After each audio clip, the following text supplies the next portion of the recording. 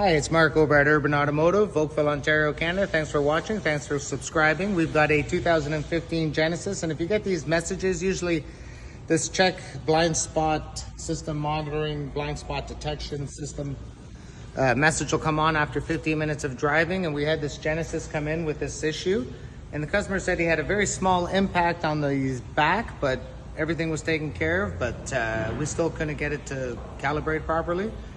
So we had to remove the back bumper, and when we remove the back bumper, you can notice the driver's side one sits nice, looks pretty straight. Passenger side, not really.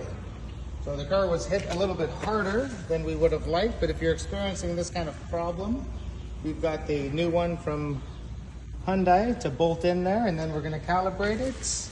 And everything should be good once we take it for a drive, and everything will be great and working the way it should. Urban Automotive, safety first.